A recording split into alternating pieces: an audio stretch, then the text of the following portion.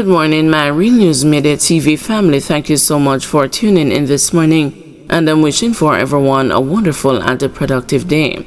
And in the news this morning, second man charged with Westmoreland businesswoman's murder. A second man has been charged in the August 2023 murder of Westmoreland businesswoman Chantel Calder Whittingham, otherwise called Pookie. He is 29-year-old fisherman Marlon Smith of Paradise District, Smithfield in Westmoreland.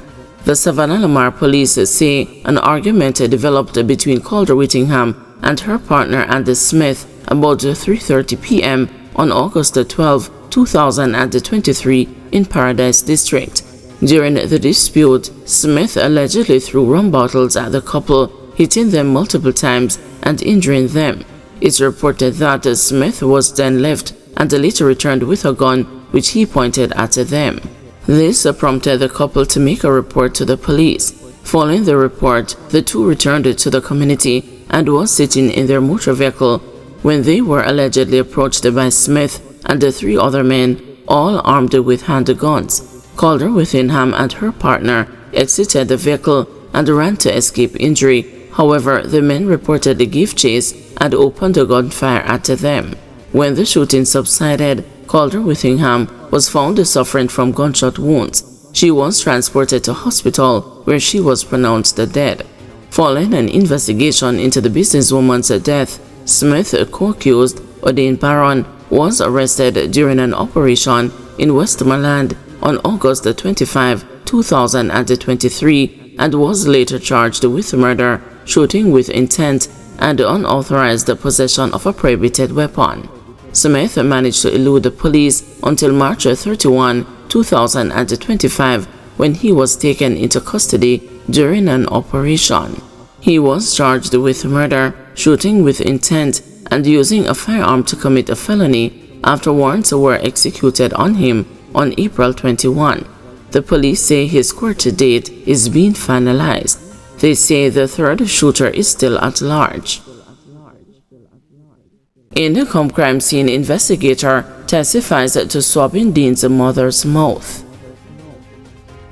Mercy Fraser, the mother of Maria Dean, is expected to retake the witness stand tomorrow when the trial of 3 police personnel charged in relation to her son's death resumes in the Westmoreland Circuit Court. Presiding High Court Justice Courtney Day yesterday adjourned the trial of the defendants, Corporal Elaine Stewart and the constables Juliana Cleavon and Marlon Grant, until Friday, following what was the 20th day of testimony. Before the adjournment, the prosecution read into evidence a statement from Indicom Commission of Investigators Crime Scene Examiner Shade Vassell regarding her taking of DNA samples from Fraser on March 25 this year.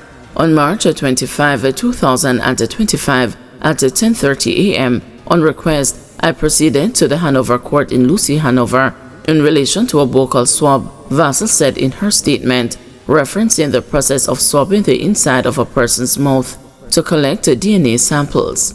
Upon my arrival at the Hanover Court, I was directed to a room where Mercy Fraser was present.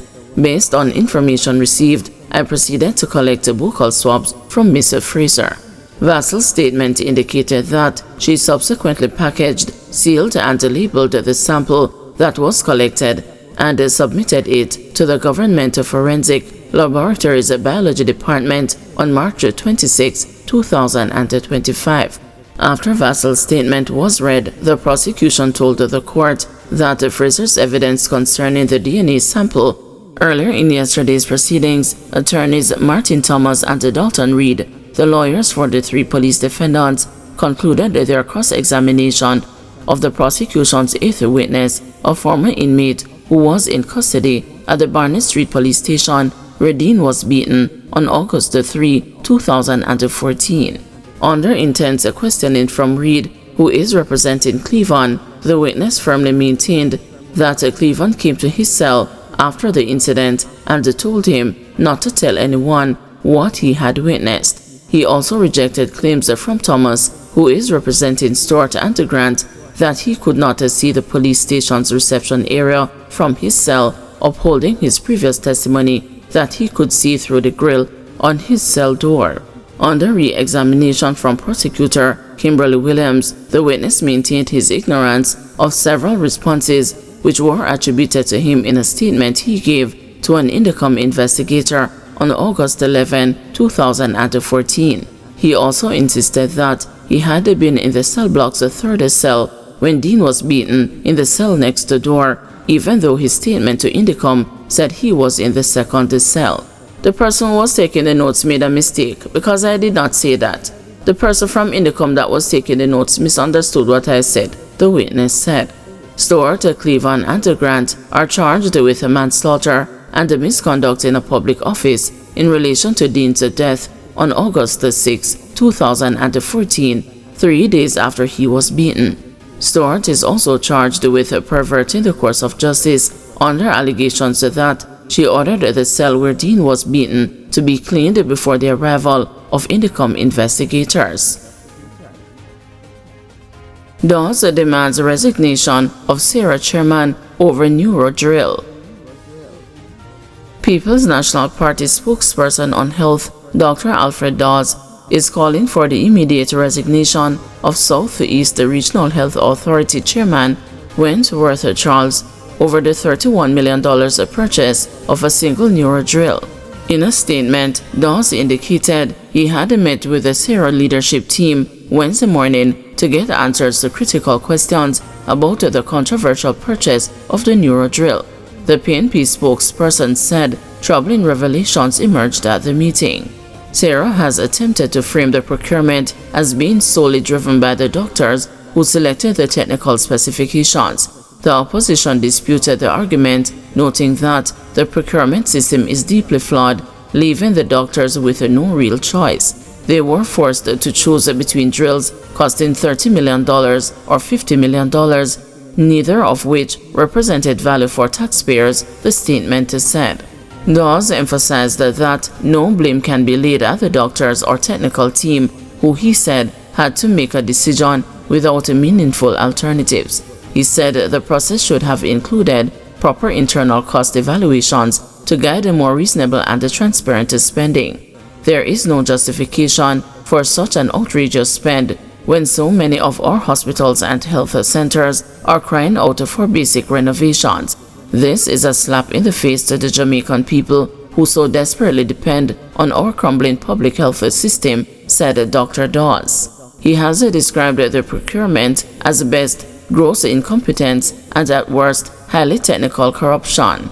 Dawes claims that a reasonable internal costing for similar accessories would have easily cost less than half that price.